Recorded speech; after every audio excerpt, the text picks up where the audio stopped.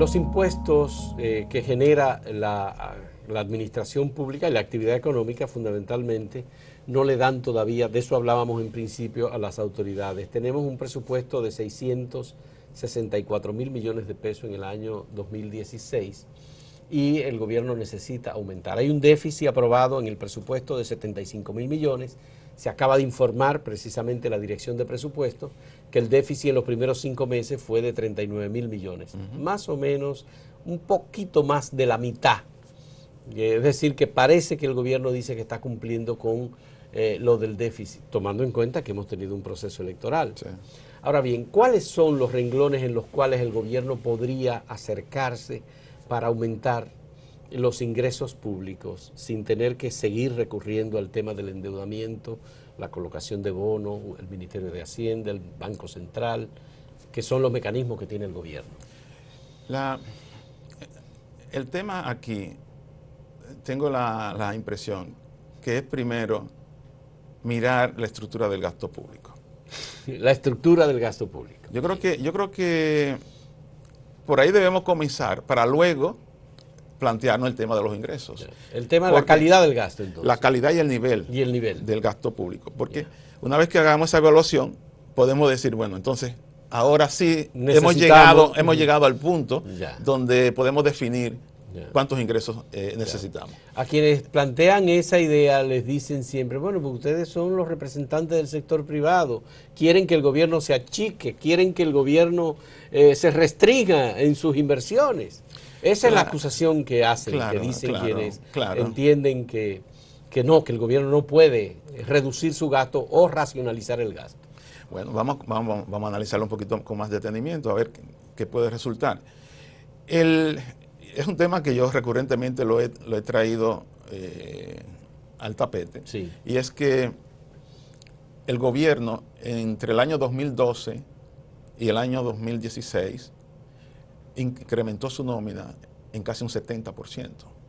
Se pasó de gastar 86.000 millones en el año 2012 a gastar este año, estará gastando cerca de 150.000 millones en la nómina pública. En la nómina pública. En la nómina pública. Casi 700.000 empleados públicos. Casi 700.000 empleados más los temporeros que son. Entonces, ya, o sea, cuando sin haber aumentos generales de salario en el sector público.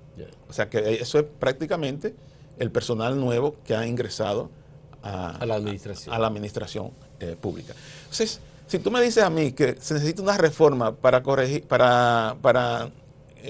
corregir una brecha entre ingresos y gastos de cerca de 80.000 millones, pero a la vez yo te puedo demostrar que esos 80.000 millones vienen de una excesiva nómina pública, tenemos un tranque en la negociación, porque ¿cómo es posible que vayamos a hacer una reforma para mantener esa nómina pública?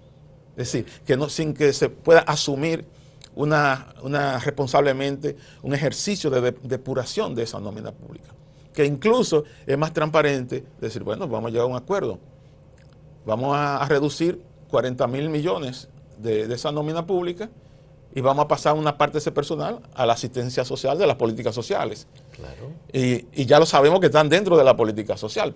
Pero el problema es que mucha de esta gente no tipifica para ser parte de la política social, sino que son parte de la asistencia política.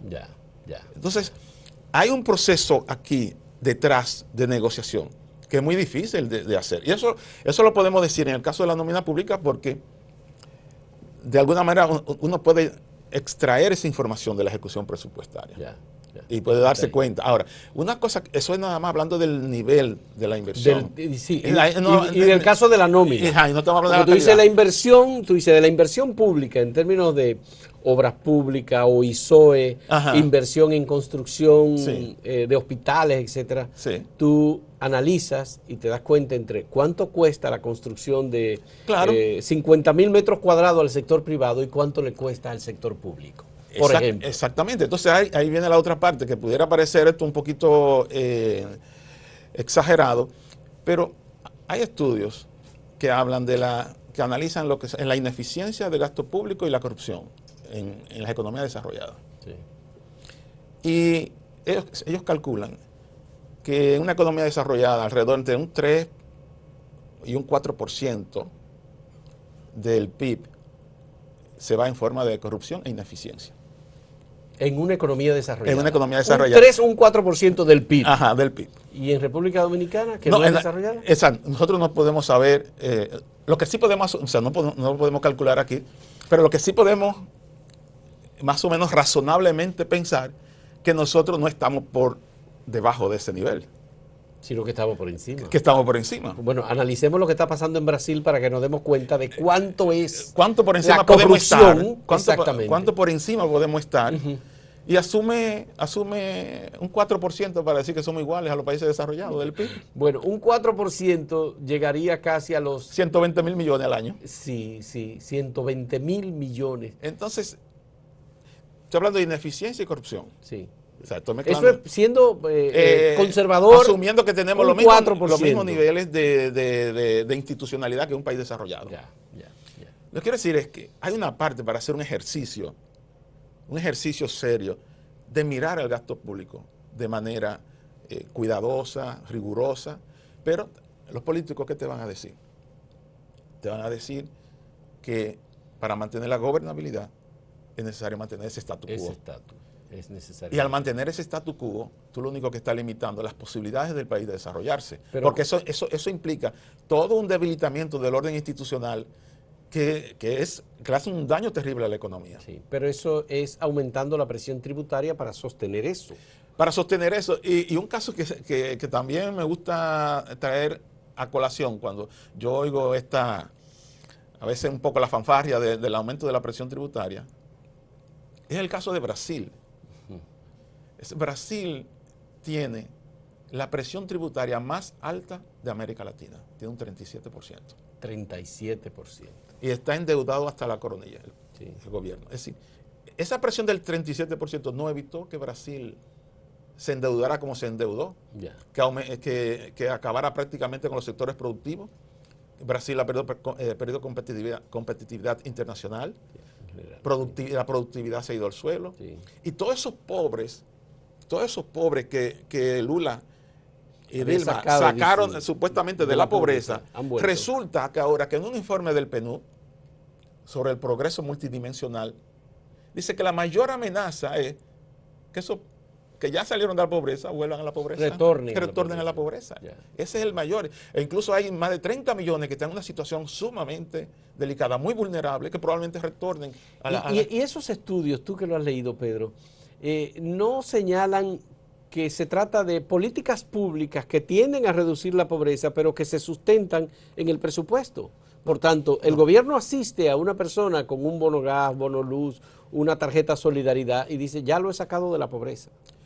Claro. Y si eso desaparece, entonces vuelve a la pobreza. Pero la graduación de la pobreza sería que ese proceso, porque en sociedades donde hay tantas necesidades como la nuestra, no se puede decir que no debe haber una política social. Debe haber una política social porque se supone que es el instrumento más idóneo para redistribuir lo que se genera, la riqueza que se genera en el país. El tema es si estamos acompañando esa política social con el proceso para que estas personas llegue un momento que sean independientes de esas políticas. Se hagan autónomas de esas políticas. Sí, claro, por supuesto.